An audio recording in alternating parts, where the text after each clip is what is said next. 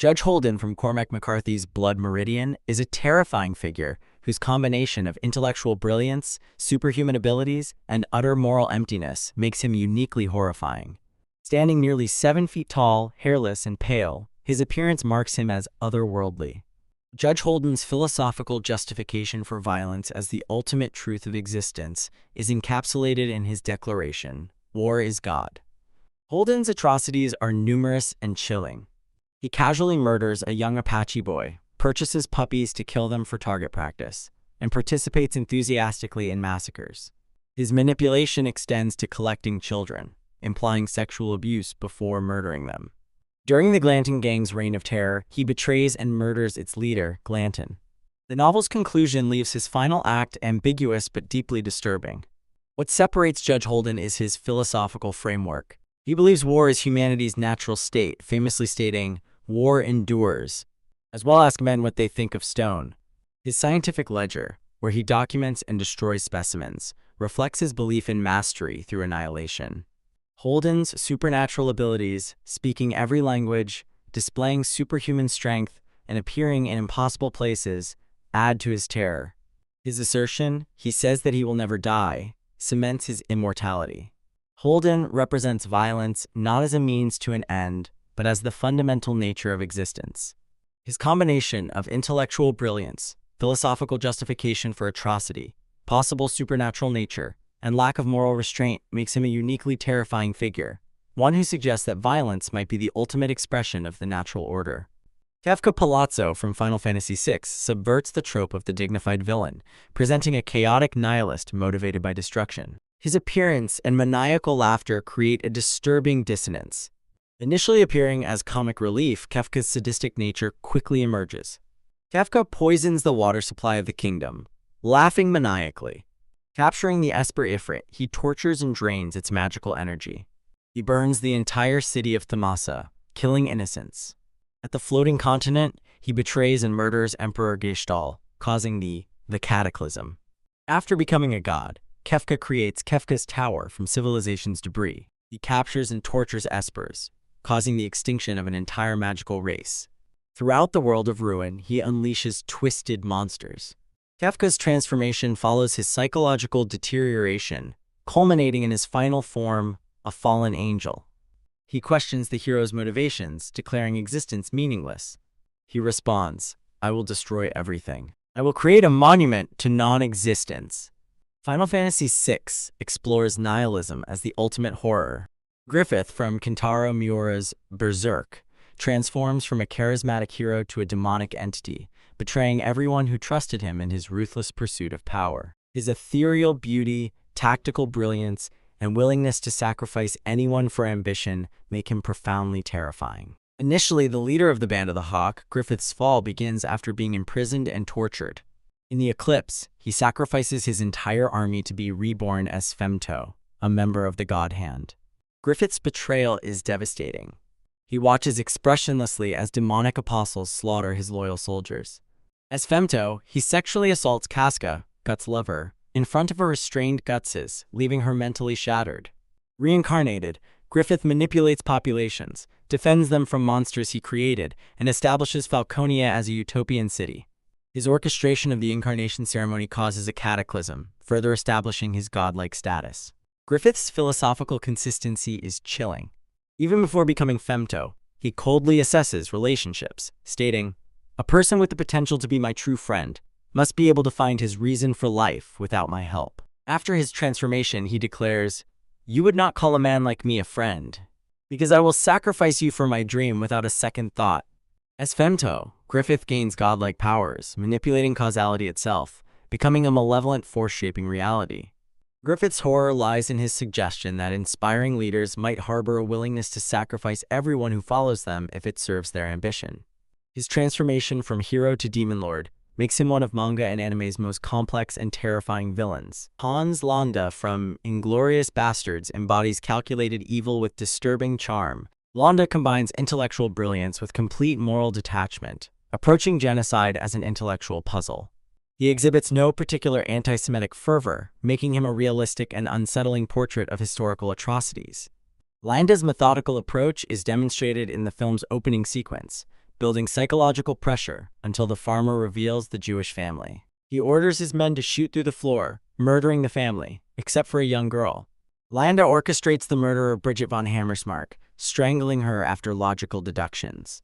Landa's linguistic abilities serve as both practical tools and metaphors for his adaptability, moving effortlessly between languages and allegiances. His charm and intellect distinguish him from one-dimensional villains. His negotiation for full immunity highlights his moral emptiness. His pride in professional excellence embodies the banality of evil. Tarantino created a villain who reminds us that history's greatest atrocities were committed by charming, intelligent people who chose not to apply their moral faculties. Homelander from The Boys represents a uniquely American nightmare, the corruption of patriotic iconography, celebrity culture, and unchecked power. Created as a dark parody of Superman, Homelander combines near-limitless physical power with profound psychological instability. Unlike villains with understandable motivations, Homelander embodies raw power without accountability, constrained only by concern for public image, a restraint that gradually erodes. As leader of the Seven, Homelander presents himself as America's greatest protector, draped in the American flag. Behind this facade lies a sadistic, narcissistic sociopath created in a laboratory and raised without love or normal socialization. Throughout the series, Homelander commits numerous atrocities, using his heat vision to cut a plane in half, abandoning a civilian plane, forcing a woman to jump to her death, and murdering Madeline Stillwell. His psychological instability manifests in bizarre behaviors tied to deep mommy issues. Homelander's famous declaration, "I'm the Homelander. I can do whatever the FK I want," encapsulates his horror. Absolute power with no remorse. His relationship with his son Ryan reveals his inability to conceive of others as anything but extensions of himself. As he tells Ryan, "Everyone is weak compared to us. We're special. We can do whatever we want," revealing his core belief system, might makes right. The most terrifying aspect of Homelander is his gradual abandonment of the need for public approval. When he tells a frightened Starlight, "I am done trying to win over your hearts and minds. I am going to force you to love me," he articulates the fascistic impulse beneath his superhero veneer. Through Homelander, The Boys explores how patriotic imagery and celebrity culture enable monstrous behavior, making him one of contemporary television's most disturbing villains. Big Brother from 1984 represents the faceless embodiment of totalitarian power. His ambiguous existence heightens the horror, suggesting power has become a self-perpetuating system. The phrase, "Big Brother is watching you," has entered cultural lexicon as shorthand for intrusive surveillance. Big Brother exists as an image on posters and telescreens, reminding citizens they are watched. The totalitarian system inflicts numerous horrors, such as the Thought Police, Room 101, and the Ministry of Truth. The Junior Spies program encourages children to report their parents, destroying familial trust. Newspeak aims to make thought crime literally impossible. The 2 Minutes Hate and Hate Week ritualize rage against enemies of the state. Systematic sexual repression transforms natural desires into psychological weapons manipulated by the state. The inner party seeks power entirely for its own sake, torturing citizens to demonstrate control. The telescreens serve as the perfect metaphor for Big Brother's fundamental horror, the inescapable gaze of power. Orwell created a villain that transcends traditional characterization to embody systematic oppression, making him enduringly terrifying. Johan Liebert, the central antagonist of Naoki Urasawa's Monster, embodies nihilistic evil within an ordinary human framework. Unlike traditional villains driven by revenge or power, Johan orchestrates elaborate schemes to create despair, motivated solely by existential emptiness. His angelic appearance, blonde hair, blue eyes, and fine features, contrasts disturbingly with his actions. Johan's story begins as a seemingly innocent child saved by Dr. Kenzo Tenma, who later discovers Johan's murderous nature. This revelation launches Tenma's 9-year pursuit to stop the monster he inadvertently saved. Johan's atrocities are methodical and chilling. He manipulated the residents of the magnificent Steiner orphanage into murder-suicides, orchestrated a massacre in Ruenheim, and seamlessly adopted multiple identities to manipulate others. His ability to exploit psychological weaknesses is his true horror. He rarely kills directly, preferring to talk his victims into self-destruction. Johan's backstory reveals his involvement in the 511 Kinderheim experiment, designed to create perfect soldiers through abuse. Yet the series suggests these experiences shaped but did not create him.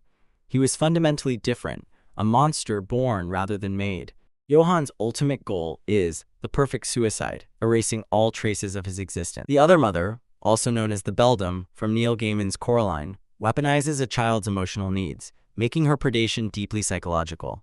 Unlike monsters who attack physically, she lures with love and apparent perfection, exploiting a child's longing for parental attention. The other mother appears as an idealized version of Coraline's real mother, but with unsettling button eyes. She creates a parallel world designed to appeal to Coraline's desires, a trap baited with emotional fulfillment. The other mother has consumed children, sewing buttons over their eyes, stealing their souls.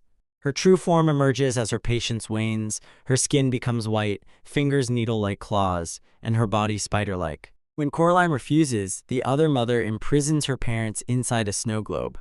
Her accomplices become grotesque puppets, demonstrating her control. Her chilling moment is when her facade cracks, revealing buttons and needles in her hands.